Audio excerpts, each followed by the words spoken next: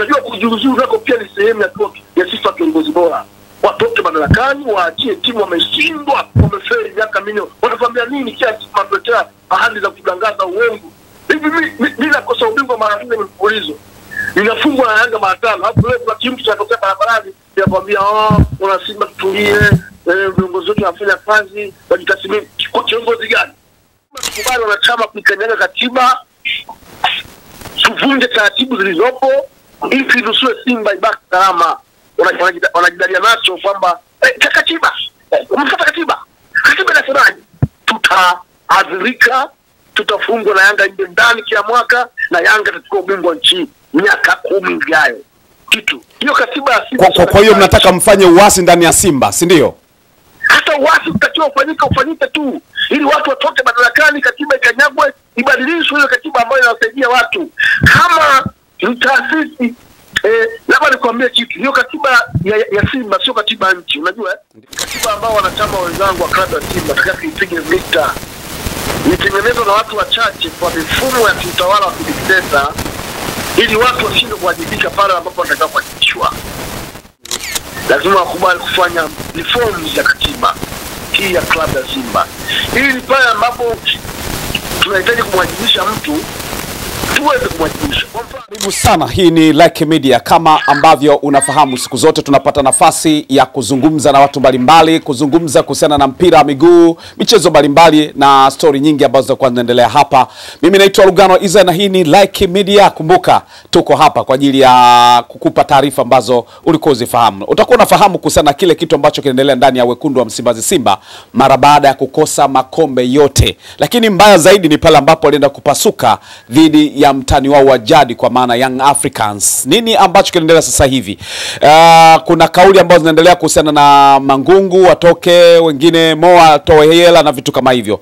Kama mtakuwa mnakumbuka, nilipata nafasi ya kuzungumza na Mohamed Hamisi ambaye ni mmoja kati ya mashabiki na wanachama wa klabu ya Simba maarufu zaidi ndani ya klabu hiyo. Akasema nikamuuliza mtazamo wake, akasema kwamba mtazamo wake ngoja afuatilie kwa kina, then atakuja kuzungumza kile ambacho kitakuwa kwake ni cha utafiti wa kutosha kabisa. Sasa nimemtafuta, yuko kwenye line hapa, Mohamed Hamisi, ili niweze kuzungumza naye kuhusiana na hicho kitu ambacho yeye binafsi anasemaje kwa hali inavyoendelea sasa hivi na mtazamo wake jinsi ya kuifanya Simba kuondokana na hali ambayo ipo sasa hivi na kusolve migogoro ambayo inaendelea sasa hivi. Mohamed Hamisi, mambo vipi?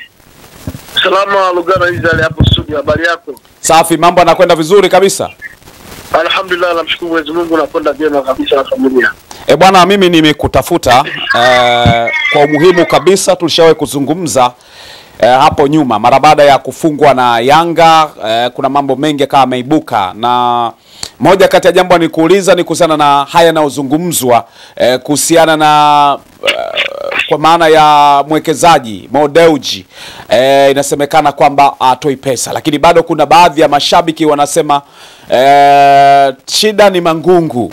Ukaniambia kwamba utapata muda wa kufanya research, utafiti, ujue ni nini tatizo na ni nani mwenye shida ndani ya klabu ya Simba. Kwa upande wako, hebu tuambie kwenye hili unazungumzaje? Na nimeona kwenye posti yako moja uliweka msimamo wako juu ya kile ambacho nakiamini, kajua umeshafanya utafiti. Hebu tuambie utafiti wako. Kwanza shida ni mfumo mzima wa uongozi.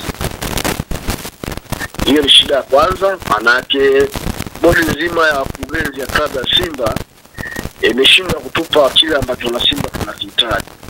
Ukizungumzia bodi, maana yake Mangungu uko ndani, wajumbe wa bodi wote wako ndani pamoja na Mo Dewji, si ndio? Kwa sababu bodi ndio chombo ambacho kinaisimamia klabu na kinaendesha klabu.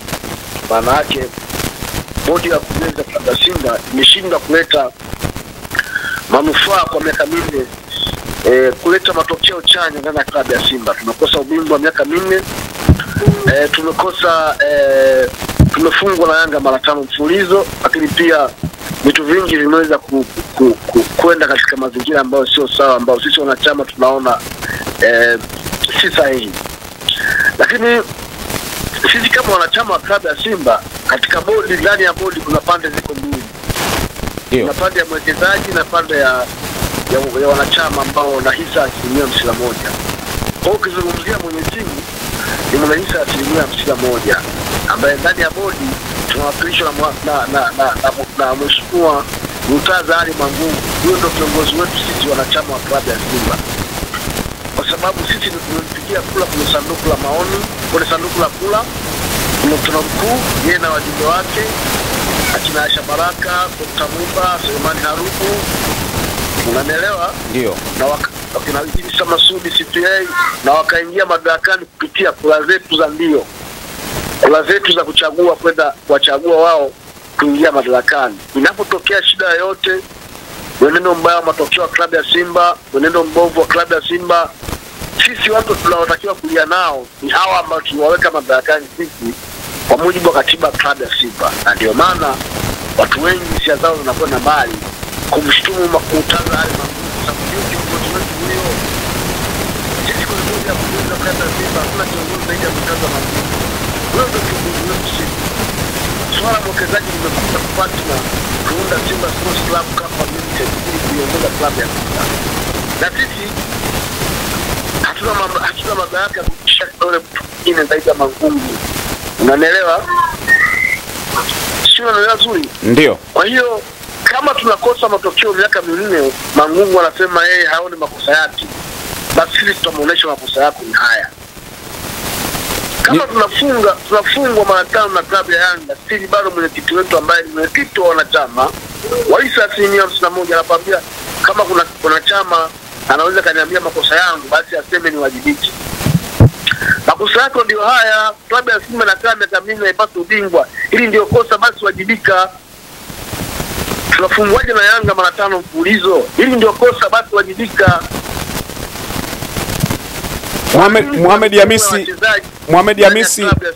Mohamed Hamisi almaarufu kama Mo, watu wanaweza kahoji kwamba ina maana Simba mipango yao yote na mafanikio yao yote ni kuifunga Yanga tu, hakuna mafanikio mengine ambayo Simba waweza kajivunia, na ukasema kwamba bodi ya wakurugenzi imefanya jambo kubwa zaidi ya kufungwa na Yanga tu. Mafanikio ya timu ni kupata mataji. Wenzetu Yanga wapata mataji 5, sisi tumepata mataji mangapi? Na timu mlisema kwamba mnaijenga, na hata kocha mwenyewe anasema anajenga timu. Nakuuliza wewe Rugano, mafanikio ya timu yote duniani kuchukua vikombe, mataji. Sisi msimu huu tumechukua mataji mangapi? Jibu swali. Msimu huu mmefika hatua ya finali kisema ambapo Yanga tumechukua mataji mangapi? Nazungumzia mataji. Tumechukua taji mangapi? Hamjachukua taji lolote. Tumeamulia 0 kalai yai. Ndio. Si mnatengeneza timu lakini mafanikio gani tukunie kwa wanachama na mashabiki kama tuna mafanikio? Hata kombe la mbuzi limetushinda vipi? Kwa hiyo sasa nadhani mnafikiri ni nini ambacho kimekosewa hapo? Sasa twende sasa kwenye hiyo suluhisho. Ni Mangungu au ni maandalizi, ni mifumo au ni vitu gani? Maana hata katiba wanachama ndiye ambaye mlitengeneza katiba hii ambayo ipo sasa hivi. Kwanza hii katiba yetu sisi haifai hata kidogo. Katiba ambao wanachama wenzangu wa klabu ya Simba nataka kuipige vita. Ilitengenezwa na watu wachache kwa mifumo ya kiutawala wa kidikteta ili watu washindwe kuwajibika pale ambapo wanataka kuwajibishwa. Wanasimba wenzangu lazima wakubali kufanya reforms ya katiba hii ya klabu ya Simba. Ili ni pale ambapo tunahitaji kumwajibisha mtu tuweze kumwajibisha. Kwa mfano, ibara 23 kipengele cha kwanza kwa katiba ya Simba nadhani ibara 23 kipengele cha kwanza inayozungumzia haki ya kutaka mkutano mkuu wa dharura kama mnapoona mambo sio mazuri kwa wale ambao wachagua. Inasema wanachama wa klabu ya Simba nao nafasi ya kushiriki mkutano mkuu wa dharura wakifikisha idadi ya wanachama 100 walisaini na kadi za wanachama hai, wataandikia barua bodi ya wakurugenzi. Yaani hawa ambao mnataka nyinyi wajiuzuru au waadhibishwe ndio mnawaandikia barua kuomba mkutano, na wao watapitia, wataangalia hoja zenu kama zinawashiko, na wataweza kuitisha mkutano pale kama wanaona inapobidi. Ina maana wasipoona inapobidi hawawezi kuitisha. Unaelewa vizuri? Kwa hiyo huo ni mtego huo. Huo ni mtego. Yaani watu ambao wanataka mkawajibishe leo mnawaandikia hao watu waitie mkutano. Huo mkutano watauitisha upyo. Kwa hiyo ni katiba pia inatufunga kamba, sisi wenyewe inatufunga minyororo. Tunashinda kuwa huru, wanasema na wanachama. Lazima tuipige vita katiba hii, tuifanyie reform. Niundo na watu wachache ili waendelee kutawala miaka na miaka. Hata kama wakikosea, wasiwepo kuna watu wa kuweza kuwajibisha. Unanielewa? Dr.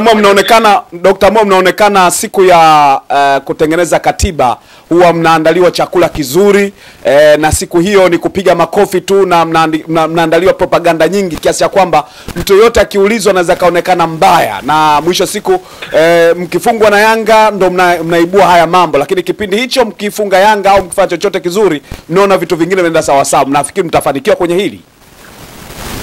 Kwanza mimi kwa kutengeneza katiba ya pili hii muda nilihoji sana, kwa sababu muda uliotolewa muda mchache sana kwa kuifanyia reforms katiba. Nikamwambia unaweza kutoa miezi miwili, wanachama zaidi ya milioni 40 nchi nzima wamechakata saa ngapi katiba?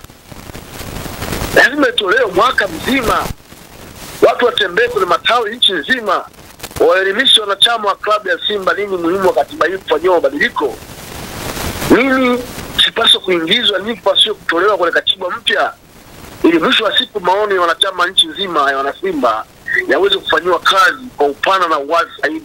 Lakini watoa siku 60, nani kapenda Mtwara, nani kaenda Kigoma kwetu Ilani Kibondo huko ndani zaidi ya kilomita 1700 kwenda kutafuta hiyo, kwenda kufanya hiyo opinions collection. Unapozungumzia opinions collection, it needs time. Kama inahitaji muda wa opinion collection, nani ambaye amefanya hivyo? Nani amekwenda Kigoma au Kibondo kwenda kufanya hiyo opinion collection kwa ajili ya new reforms ya katiba? Nani ameenda kufanya hiyo kukusanya matawi, wenye viti, makatibu pamoja na wajumbe wa matawi yote nchi nzima kwa mashabiki, kwa timu, kwa klabu ambayo ina mashabiki zaidi ya milioni 40, ili mwisho wa siku wote waje na azimio moja kwamba katiba hii inatufaa au haitufai? Hakuna aliyefanya hivyo. Maana yake ni dikteta unatumika kuwanyima haki wana Simba, kuwanyima haki wana chama ambao walikuwa wanastahili kuingiza maoni yao kwa katiba hii iliyopo madarakani. Hivyo sisi wasomi kama mimi Dr. Mohamed Hamisi tutalibu zake katika msomi, sisi hatuwezi kukubali kama hivyo. Lazima tukubali yale kwamba klabu ya Simba mfumo mzima wa kiongozi una shida sana, una shida. Kwa hiyo kuna mtu mwingine akili yake iko mikuli na eti unacheza na mangapi pale klabu ya Simba. Nonsense. Mtu wa staili hiyo akijiuliza swali hilo, maana yake huyo mtu hana ufahamu hata kuplay ya gani. Kwa sababu leo hii unaona Yanga inafanya vizuri, mafanikio yale asije kuwepo kama usikuwa na uongozi imara na kuna uongozi bora. Leo unapomshtumu kiongozi kwamba uongozi wa Simba ndio umetukomisha hapa tulipo, unaniambiaje kiachana na mangapi pale klabuni? Ni kukosa maarifa. Mtume alisema watu wangu wanaangamia kwa kukosa maarifa. Baba, wafanye watu hawa waweze kuwa na ufahamu wa kujikumbua kifikra. Lakini Mwalimu Nyerere alisema maadui watatu taifa hili ni ujinga, umaskini, unaelewa vizuri, na maradhi. Na maradhi. Kwa maana yake ukiwa mjinga mpumbavu huwezi kuona makosa aliyeko madarakani. Lakini Dr. Mo, nimeona umeinukuu katiba kifungu cha 23, lakini umezungumzia baada kuizungumzia Simba unasema watakwenda kuamua ni bodi ya wakurugenzi. Huoni kama pia mmempokonya mamlaka mwenyekiti wa Simba Murtaza Mangungu ambaye yuko upande wa wanachama? Sasa mnaenda kupeleka nguvu kwenye mamlaka ya juu ya wakurugenzi. Huoni kama nyewe wenyewe mnajichanganya? Bodi ya wakurugenzi mnaifanya kama ndo klabu ya Simba inataka kuendesha mpaka wanachama, na ndio maana mnakosa kuwa na nguvu, na wengine huwa wanatumika na bodi hiyo tena kuwalinda. Ndio maana kwa katiba yetu na shida, ndugu mwandishi. Katiba yetu na shida, imetufunga minyororo. Lakini nikwambia kitu, unapotaka kufanya mabadiliko kwenye jambo lolote lile, lazima ukubaliana na mimi kwamba lazima kuna vitu vikanyagwe. Hata sheria huwa zinavunjwa. Kwa mfano, Mwalimu Nyerere alipotaka kupambania taifa hili ya Tanzania kuwa huru kutoka kwenye mikono ya wakoloni. Wakoloni walikuwa na katiba yao ya kuitawala koloni ya Tanzania. Tunafahamu? Ndio. Walikuwa na misingi yao. Mwalimu Nyerere angesema kwamba wakoloni wana misingi yao ya katiba, haipaswi kuvunjwa. Leo hii mimi na wewe na wazazi wetu wangekuwa bado watawaliwa na wakoloni wa Kiingereza, si ndio? Ndio. Waliona katiba hiyo ya kikoloni haiwafai Watanganyika. Wewe sasa unataka ufanyeje kwa mfano huo? Unataka kumaanisha nini? Lazima tukubali kuikanyaga katiba ya Simba ili tuikomboe Simba ibaki salama. Kwenye kipengele gani?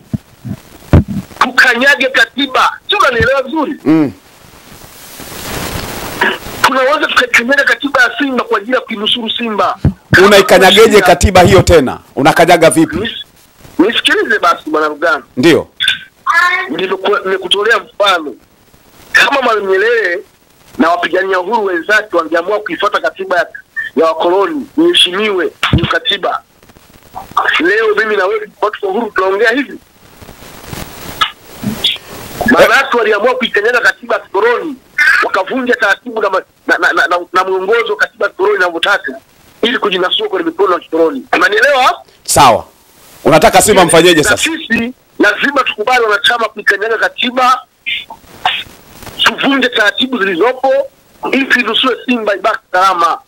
Na Simba tukibakia kwenye hicho kimvuli ambacho watu watawala wanajidalia nacho kwamba katiba, umfuata katiba inasemaje? Tutaadhirika, tutafungwa na Yanga nje ndani kila mwaka, na Yanga itachukua ubingwa nchi miaka 10 ijayo. Sio, unaelewa vizuri? Nakuelewa. Yes. Kwa hiyo labda nikwambie kitu. Hiyo katiba ya Simba. Kwa hiyo mnataka mfanye uasi ndani ya Simba, si ndio? Hata uasi utakiwa ufanyike tu ili watu watoke madarakani, katiba ikanyagwe, ibadilishwe ile katiba ambayo inawasaidia watu. Kama ni taasisi labda nikwambie kitu. Hiyo katiba ya Simba sio katiba nchi, unajua? Ndio. Nakumbuka kwa muongozo wa katiba ya nchi ya Jamhuri ya Muungano wa Tanzania ya mwaka 77 inasema vikundi, vikoba, taasisi zote za umma au club, hizo ni katiba ndogo chini ya katiba mama. Kitaalamu tunasema ni principal legislation. Maana yake zimesajiliwa chini ya katiba mama. Unanielewa vizuri? Ndio. Lakini kama kanuni hizi ambazo ni principal legislation kama haziwasaidii kikundi ambacho kimeundwa katiba hizo, kuna maana gani kuendelea nazo? Katiba ni na sheria nzuri na kanuni ni zile ambazo zinawanufaisha nyinyi wanachama na mashabiki ambao au kikundi ambacho mmekiunda. Katiba zinawanufaisha nyinyi, mnaweza kuendelea nazo. Kama kanuni hizo haziwanufaishi, mna haki kubadilisha kutokana na wakati na dunia sasa teknolojia inapokwenda. Sasa tukiangalia katiba ya Simba ni katiba ambayo inazungumzia masuala ya zamani mengi. Dunia leo iko kidijitali, haiendani na sasa. Nakupa mfano. Leo ni mwaka wa 6, klabu ya Simba haijaongeza wanachama wapya. Wanachama wengi ni wale wazee na wengine wameshafariki. Je, tuendee na katiba hiyo? Klabu ambayo inahitaji kupata wanachama wengi kwa ajili ndio mtaji wake mkubwa. Nakumbuka mwaka jana Simba walitoa nafasi ya mkurugenzi wa wanachama ndani ya Simba. Sijui ilishia wapi hiyo, lakini walitoa hiyo. Huoni kama walianza kupiga hatua? Sasa wewe nafasi ya kazi tangaza mwaka mzima, alafu mpaka leo ni mwaka mzima hajapatikana mwajiriwa. Sasa suoni ujanja huo. Dr. Mo, niliona kwenye akaunti yako mara baada ya kuzungumza mengi mimi na wewe ukasema utajipa muda. Kwenye akaunti yako ukaibuka ukasema sasa ni wakati wa Mangungu kuwa nje. Ulikuwa umetumia vigezo gani wakati Mangungu huyu analalamika kwamba mwekezaji atoi pesa, na umetafiti na ukaona kweli kuna haki ya kumuondoa Mangungu madarakani? Haki hiyo ipo yeye. Sio yeye tu, ni yeye na watu wake wote watoke madarakani kwa sababu wameshindwa kutimiza matakwa ya wana club ya Simba. Manake watu wake wote wanaomuhusu, kwa maana mpaka bodi ya wakurugenzi, manake kwa sababu yeye ni bodi ya wakurugenzi, yeye ni makamu wa Modeuji ambaye ni rais wa heshima ndani ya Simba, wote watoke madarakani. Tunahitaji bodi ivunjwe Mangungu aachie ngazi na watu wake, na mwekezaji anapokuja kuunda bodi mpya asituletee watu wale ambao wamefanya biashara as usual. Unanielewa? Kwa hiyo mkurugenzi Mo Dewji abakie, afu Mangungu atoke. Sijakwambia hatakiwi. Hebu nisuluhishe maneno ambayo sijasema. Ndio. Ni waandishi wa habari mtaki kurudisha matango pole ambao sijazungumza. Nataka tufahamu hapo, umesema kwamba mkurugenzi manake mwenyekiti wa bodi aunde, manake abakie wakati Mangungu ametoka. Itakuwa na maana gani sasa hapo? Abakie kwa sababu ana kofia mbili ndani ya bodi, ana kofia tatu. Kofia ya kwanza Mohamed Dewji ni mwekezaji wa klabu ya Simba. Hiyo ni kofia kubwa ambayo hataki kuipoteza. Unanielewa vizuri? Ndio. Mkurugenzi wa bodi anataka mtu mwingine. Mbona alikuwa pesa mtrageni na yake bakia kwa mwekezaji?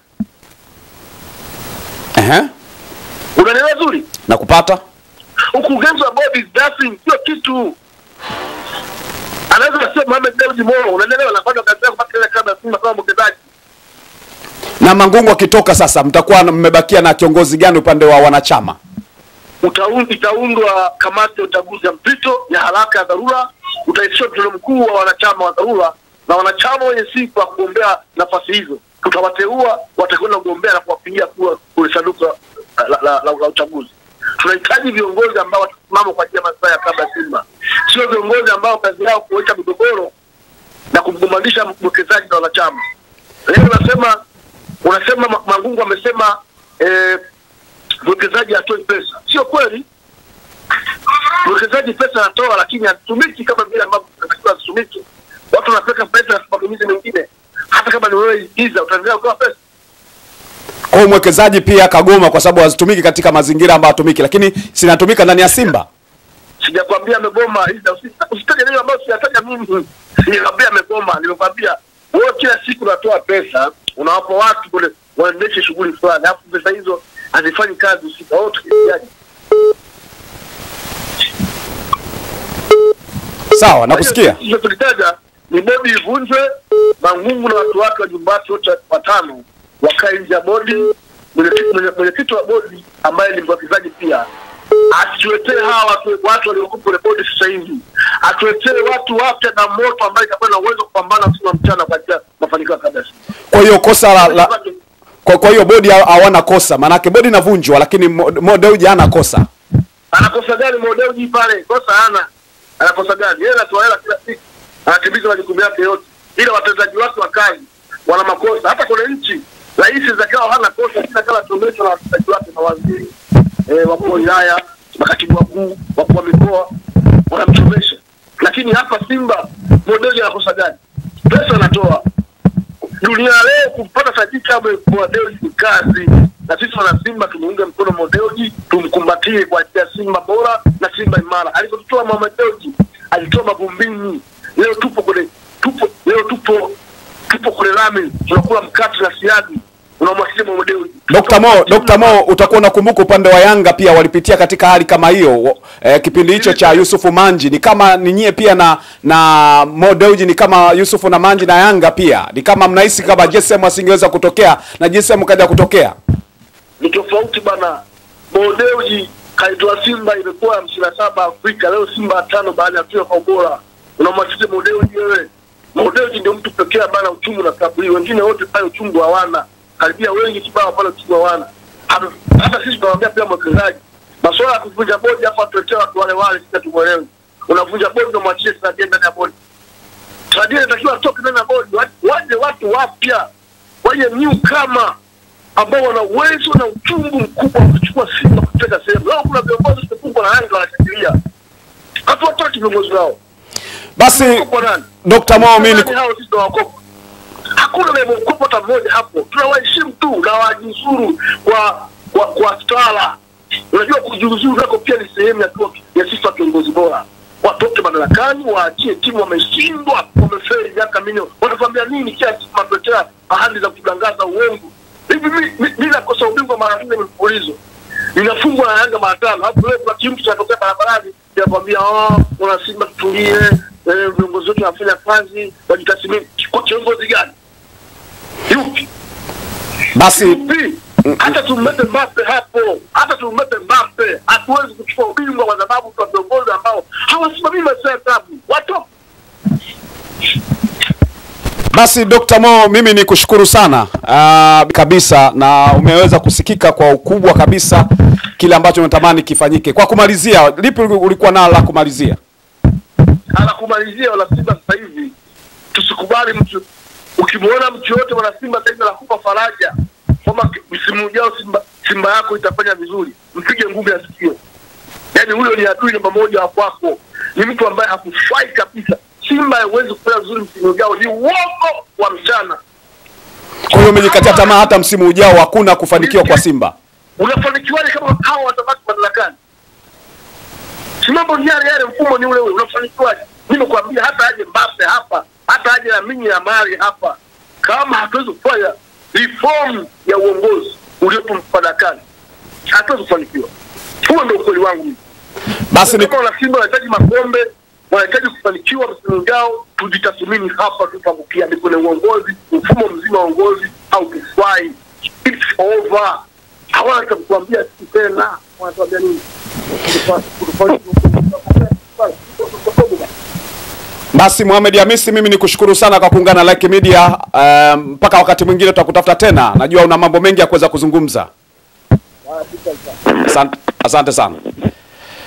Naam, nilikuwa nazungumza na mwanachama wa klabu ya Simba Mohamed Hamisi almaarufu kama Dr. Mo, ambaye nilikuwa nazungumza naye hapa kuweza kufahamu mengi kutoka kwake, mitazamo yake na mambo mengi ambayo yanakuwa yanaendelea. Mimi naitwa Lugano wa Israel. Asante sana kwa wewe ambao umeendelea kuichagua Like Media na kuwa miongoni mwa watu ambao wanapata taarifa, story na michapo mbalimbali ambayo inatokea maeneo tofauti. Endelea kusubscribe channel hii, uwe miongoni mwa watu ambao kila taarifa na tetesi zozote ambazo zinatokea basi unakuwa miongoni mwa watu ambao wanapata taarifa mapema sana. Mpaka wakati mwingine.